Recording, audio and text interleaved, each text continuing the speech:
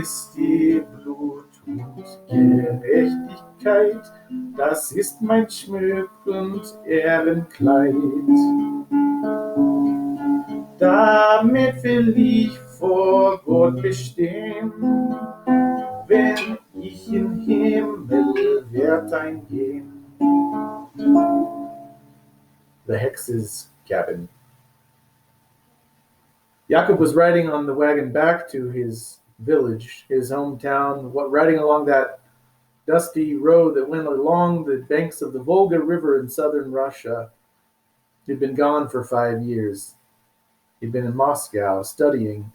Most people never left a Volga German village like that. Jakob's people, they were the Volga Germans, the people who left Germany hundreds of years ago, and they settled along the banks of the Volga River in southern Russia. And like a lot of those ethnic minorities in Russia, like the Jewish shtetls, like the Roma Gypsy encampments, most people just stayed in that insular community and they never left. But Jakob had left. He'd been gone 5 years. He rode on that wagon, he rode it down that bumpy road. They followed a tributary of the Volga River down the Karamysh and followed that all the way to his village. And finally, after riding from the Russian city of Saratov for hours and hours, he could look and he could see the first signs of his village, that big, tall, red brick steeple of the Lutheran church in his village. And he thought about how much time had passed. Now, the village, it looked exactly the same, like it had been frozen in time. But Jakob, he was entirely different. He'd been in Moscow. So he had an uncle who personally knew the governor of the Saratov Oblast, Saratovskaya Oblast. He knew Governor Blavatsky himself, and so through these connections, Jakob's uncle had set him up with the opportunity very few Volga Germans had to go study the Russian language and study in Moscow in one of the greatest institutes there.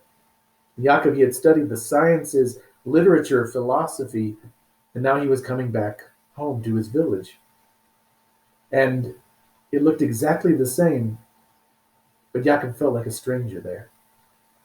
He rode that wagon into the village. They rode along the banks of the creek. They rode right past that leather tanner's shop on the banks of the creek, and then they kept on going downstream, following that creek. Everything was almost the same. One of the neighbors, that looked like she must have died, the old widow Han. She lived nearby his family, and he passed by the Han house and saw that at that Han house, the roof was caved in. He saw the yard was just barren, just a few weeds growing up out of the dead dirt.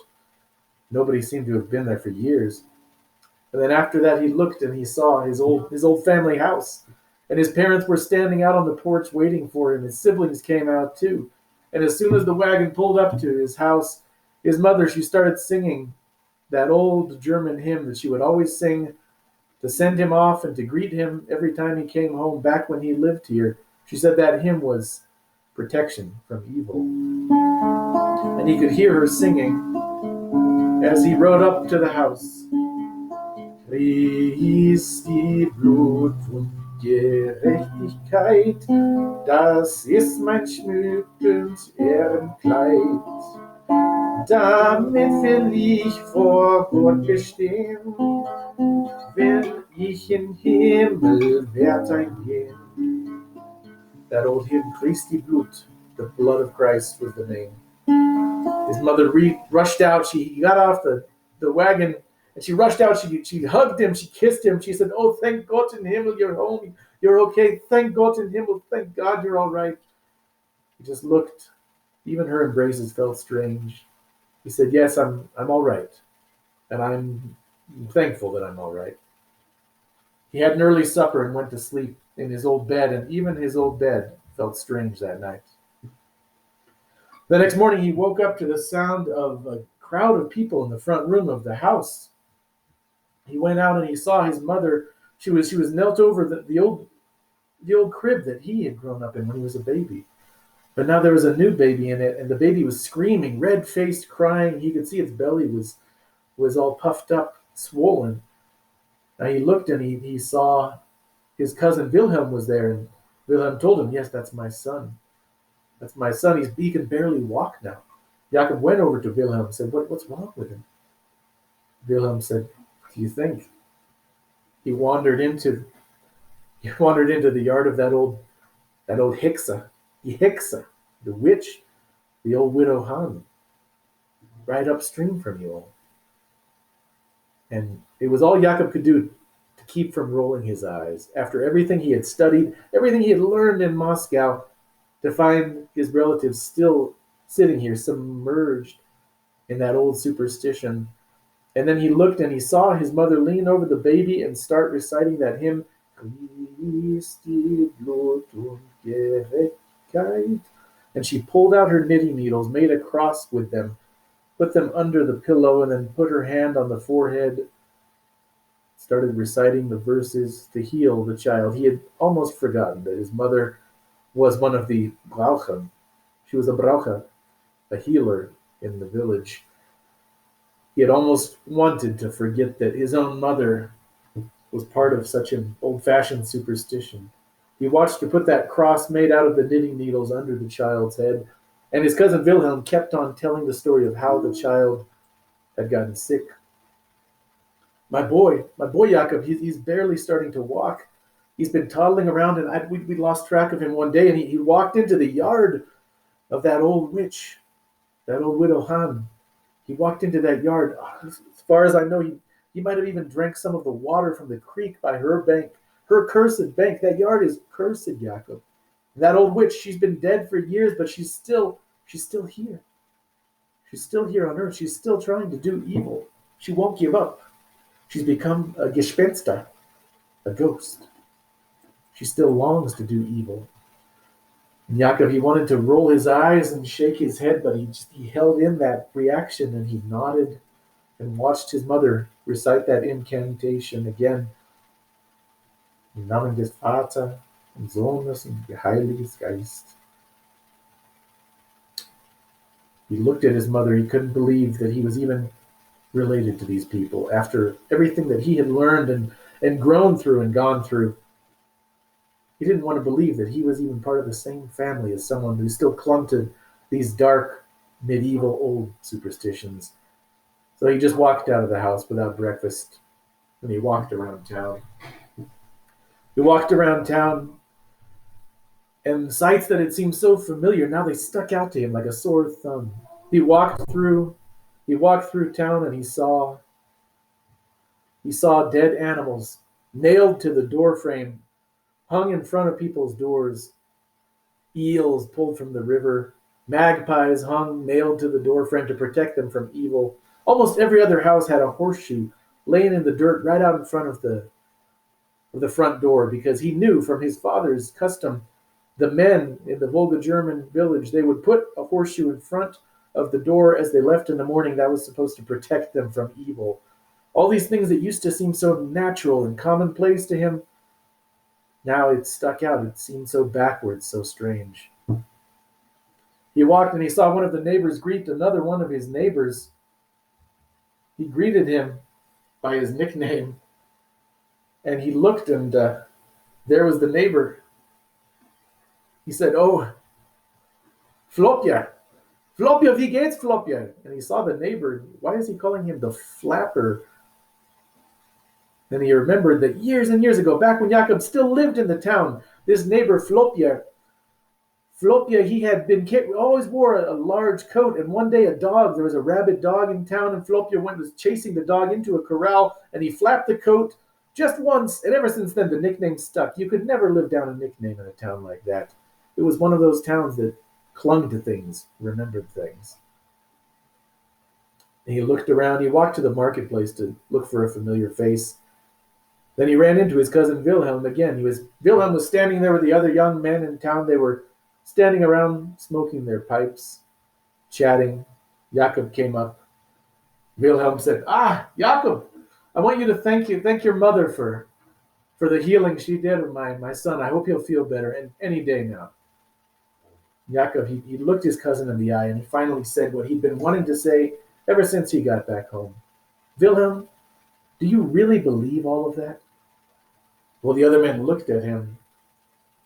They gave him strange looks, and one of the men with a big bushy mustache, he said, "Ah, Wilhelm, this must be your cousin, the sophisticate, who just came back from Moscow, from studying with the Russians in Moscow. He probably thinks he's Russian. Listen to how he speaks. He's dropping in Russian words into his German even. He has a strange accent. He thinks he's better than us now." Yakov said, "Well, I did learn a thing or two in Moscow.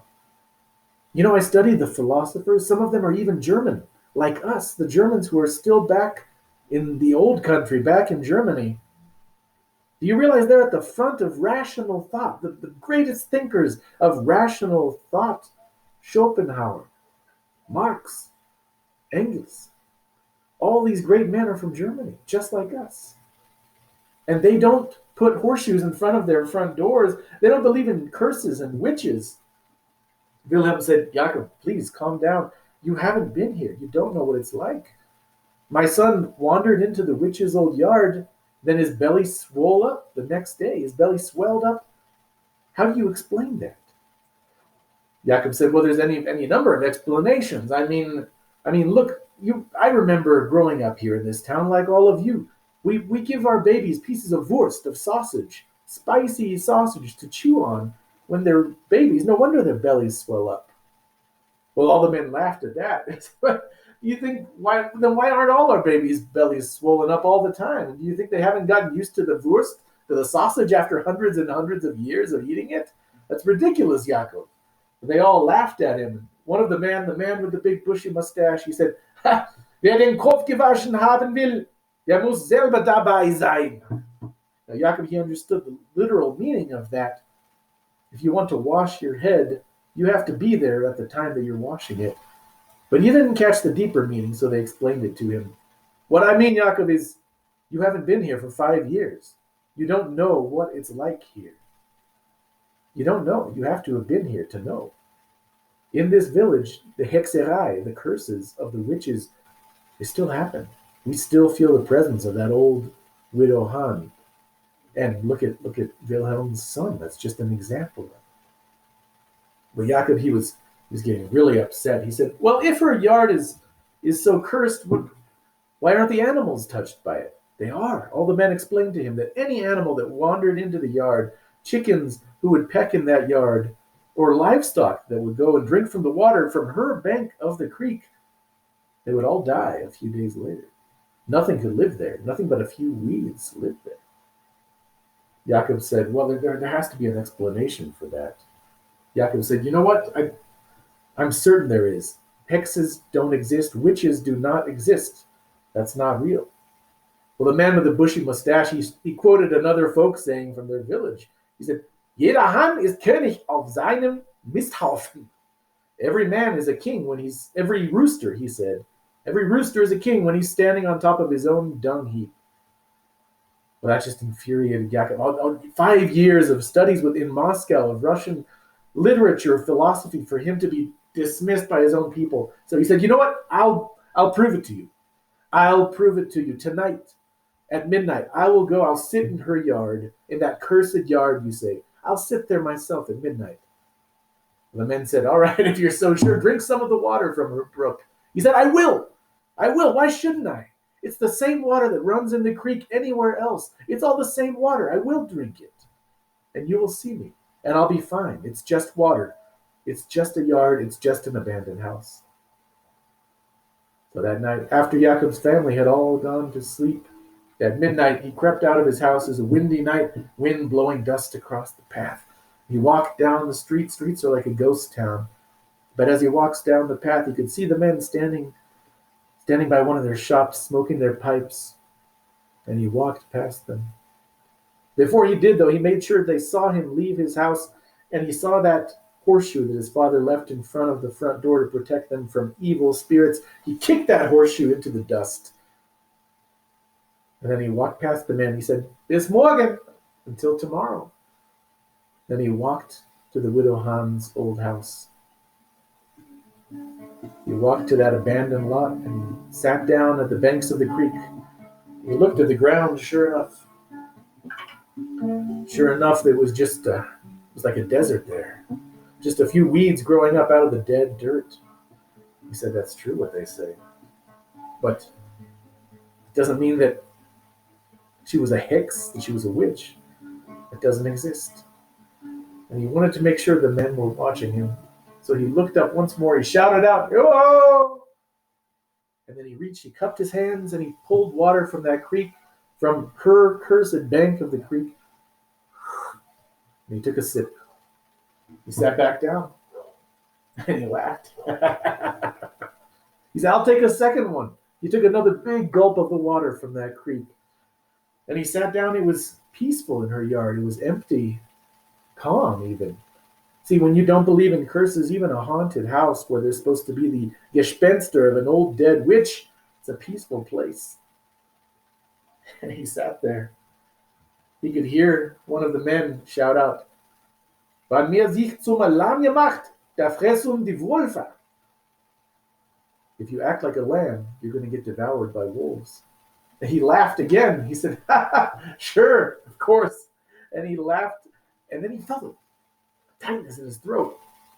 Something constricting in his throat. He was having trouble breathing, and something in his chest. It was a burning feeling, and he tried to even cry out for the men. Something must be going wrong, but he couldn't get a voice out of his throat. He keeled over in agony. His face was tied up. The veins popping on his face, covered in sweat.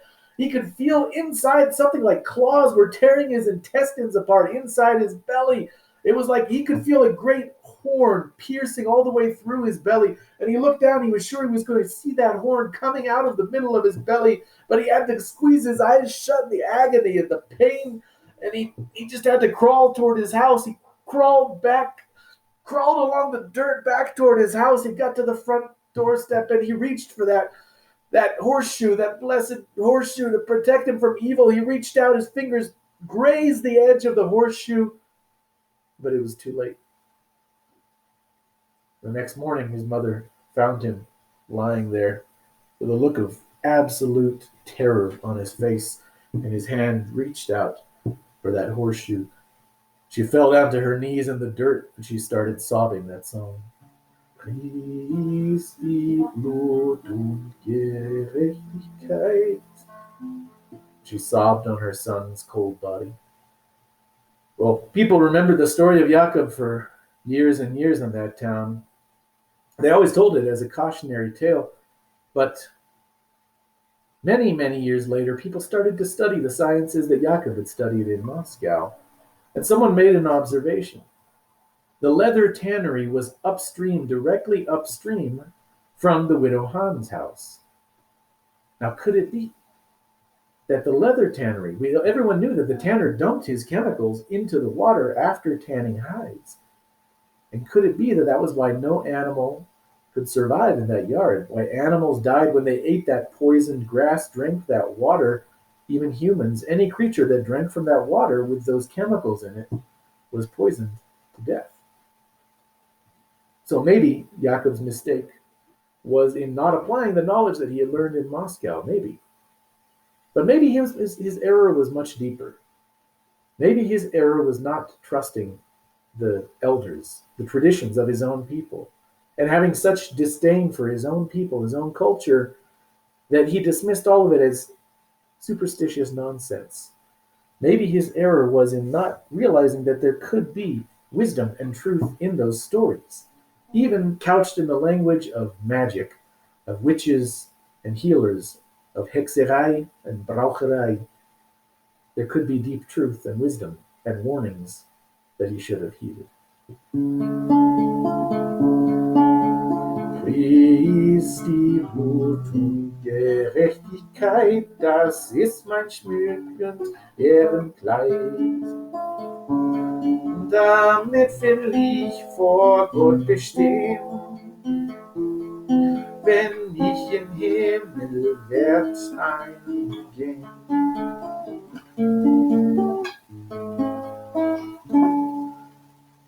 The Hex's Cabin, a story from the Volga German tradition.